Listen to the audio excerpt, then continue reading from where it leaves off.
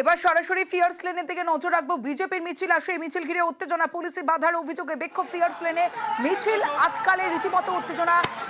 কিসের দাবিতে বিক্ষোভ বিজেপির এবং এই মুহূর্তে ঠিক কি পরিস্থিতি জানাবে পারাদীপ ঘোষ রয়েছে আমার সঙ্গে। পারাদীপ, ঠিক এই মুহূর্তে বিজেপির মহিলা মোর্চার ঢাকা যে প্রতিবাদ মিছিল, সেই মিছিল কিন্তু কলেজ স্কোয়ার থেকে শুরু হয়ে পিয়ার ট্রেনে এবং পিয়ার ট্রেনের মুক্ত পুলিশের সঙ্গে একরকম ধস্তাধস্তি হয়, ঝামেলা হয়, গন্ডগোল হয়। কারণ বিজেপির মহিলা মোর্চার যারা কর্মী সমর্থক ছিলেন তারা লালবাজারের দিকে যেতে চান এবং সেখানে তারা আগুন জ্বালিয়ে দেন, বিষয়বস্তু ধারণ করেন এবং সেই নিয়ে তাদের সঙ্গে গন্ডগোল হয়। তুমি জানো, আজ কলেজ স্কোয়ার থেকে প্রতিবাদ মিছিল ছিল বিজেপির মহিলা মোর্চা, যেখানে উপস্থিত ছিলেন রাজ্য সভাপতি সুকান্ত মজুমদার, চাপাল, রূপা গঙ্গোপাধ্যায় সহ বিজেপির নেতৃত্ব।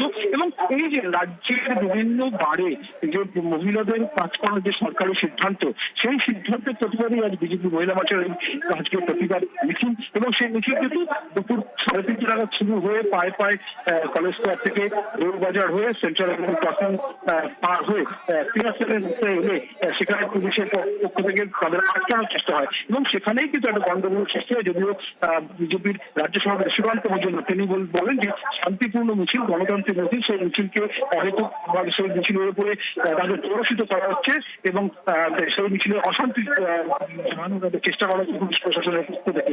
এবং তিনি যেটা অভিযোগ করেন যে আরো যে পুলিশ রীতিমতো দলবেশে পরিণত হচ্ছে শাসক দলের এবং এই পুলিশ দিন দিন যেভাবে তার ভূমিকা পরিবর্তন করছে, তাতে এমন একটা দিন আসবে যখন জনগণ আরো হিংস্র হয়ে উঠবে।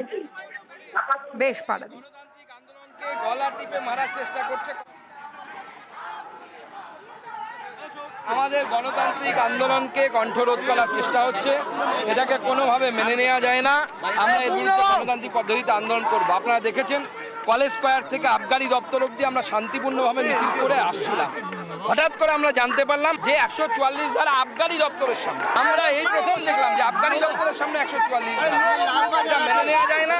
এটা শুধুমাত্র বিজেপির আন্দোলনকে বন্ধ করার জন্য চক্রান্ত। এবং আজকে আবগারি দপ্তর বন্ধ, আপনারা জানেন, শনিবার আজকে। আমরা প্রতীকী এই আমাদের আন্দোলন, আমরা প্রতিবাদ জানাতে, মানুষকে জাগ্রত করতে এসেছি। সেখানে আমরা পুলিশ অফিসে ঢুকে কি ভাঙচুর করবো নাকি? অফিসে তো বন্ধ।